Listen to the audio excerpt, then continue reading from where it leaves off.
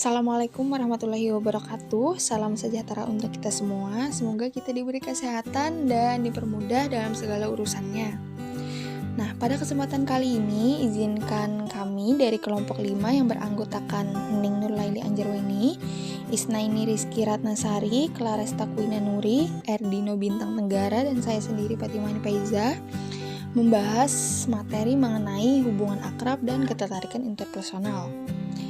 Pada pembahasan pertama, hubungan akrab terdiri atas definisi, indikator, aspek keakraban, dan faktor-faktor keakraban. Pada pembahasan yang kedua mengenai ketertarikan interpersonal, terdiri atas definisi ketertarikan interpersonal, sudut pandang, dan faktor yang mempengaruhinya.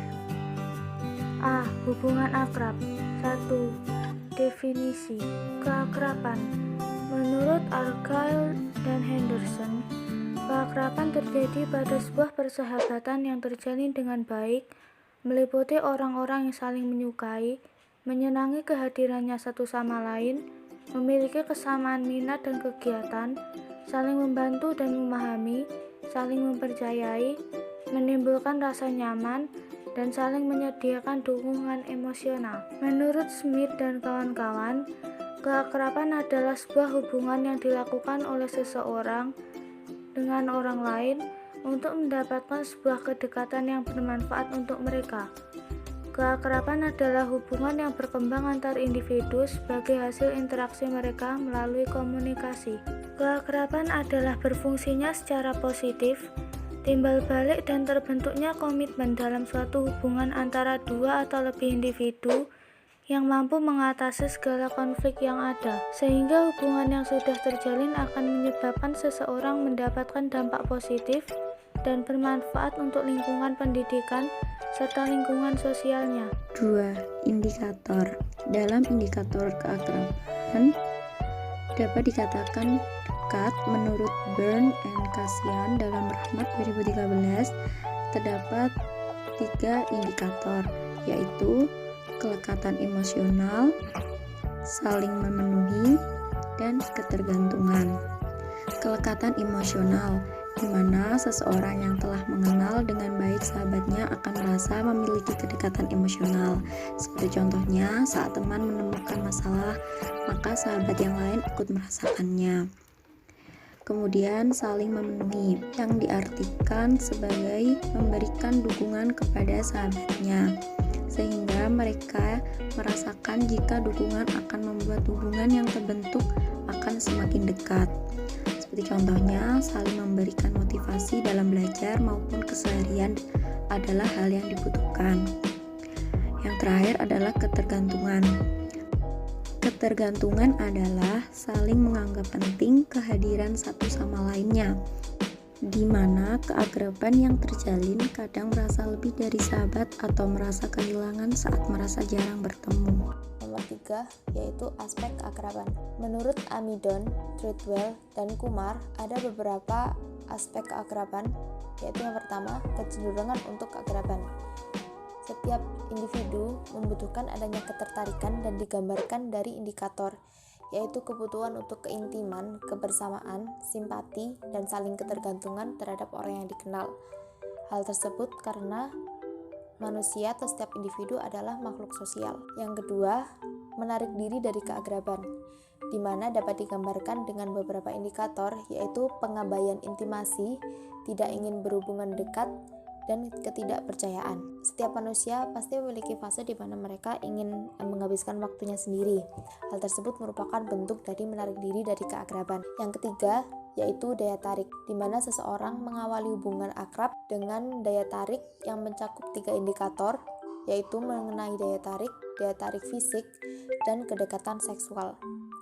Yang keempat, yaitu takut akan keakraban, di mana terdapat individu yang memiliki ketakutan dalam berhubungan dekat, yang hal ini dapat dilihat dalam beberapa indikator, yaitu takut kehilangan kontrol, dan takut ditolak. Lalu menurut Prager pada tahun 1999, yang pertama, afeksi. Seseorang menginginkan atau merasakan bahwa dirinya diperhatikan, disayang, dan dibutuhkan. Bila masing-masing individu dapat menjalankan hal tersebut, maka hubungan keakraban akan meningkat. Yang kedua, kepercayaan.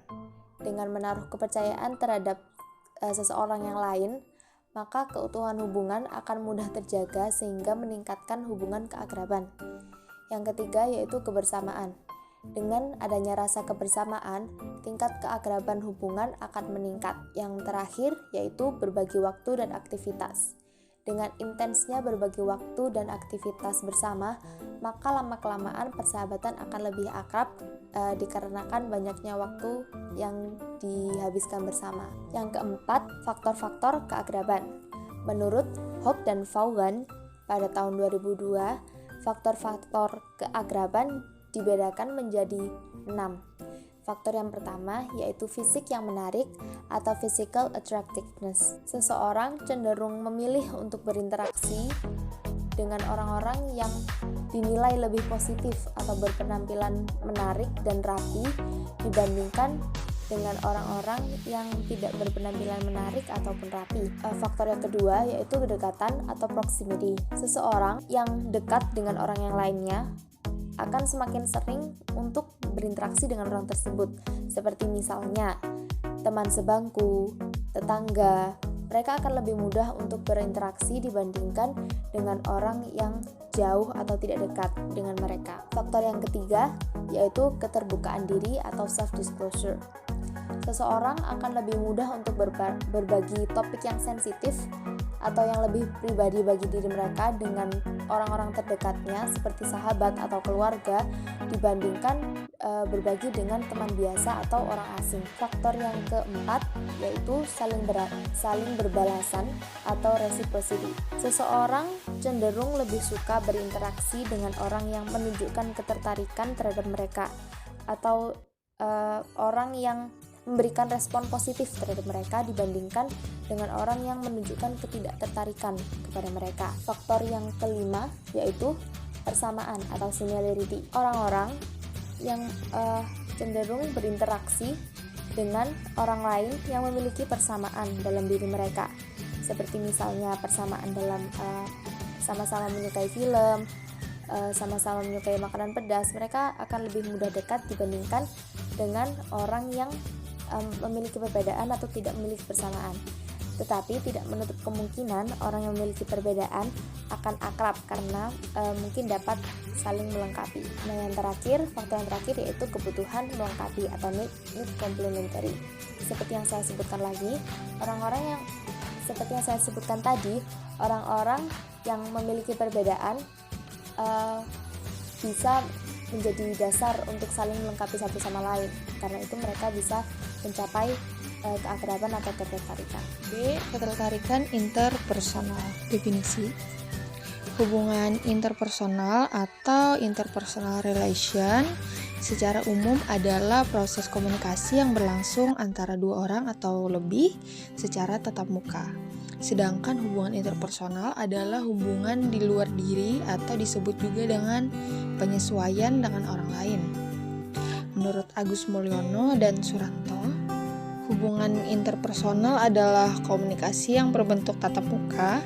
Interaksi antar individu, verbal maupun kerjasama akan timbul apabila orang menyadari bahwa mereka mempunyai kepentingan yang sama dan pada saat yang bersamaan mempunyai cukup pengetahuan dan pengendalian terhadap diri sendiri.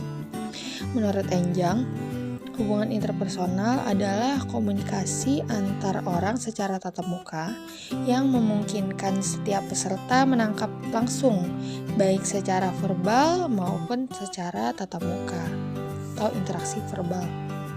Ketertarikan interpersonal sebagai unsur dasar dalam interaksi sosial menjelaskan faktor-faktor yang berkaitan dengan daya tarik yang salah satunya mempengaruhi persepsi seseorang seperti kemenarikan fisik. Menurut Baron dan Birney 2005, ketertarikan interpersonal adalah sikap ketertarikan seseorang terhadap orang lain melalui penilaian panjang yang berisikan perspektif antara sangat suka hingga sangat tidak suka.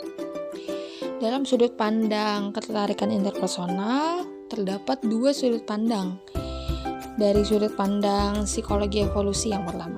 Lihat karakter-karakter anatomi dan tingkah laku yang menghasilkan intensitas courtship tertinggi secara ideal dan kesuksesan reproduksi yang tinggi. Ketertarikan ini lebih menekankan pada keinginan seseorang untuk menghasilkan keturunan dengan kualitas terbaik dengan lawan jenisnya atau pemilihan pasangan. Dan menurut sudut pandang psikologi sosial, memandang bahwa attraction sebagai ketertarikan bukan suatu jaminan seseorang akan menjalin hubungan dengan orang lain, tetapi merupakan salah satu pintu dari kemungkinannya hal tersebut.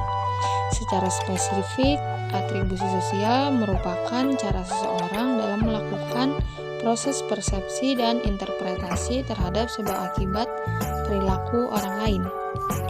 Faktor menurut Jalaluddin Rahmat 2011. Dalam teori ketertarikan interpersonal, terdapat dua faktor ketertarikan interpersonal, yaitu faktor personal dan faktor situasional.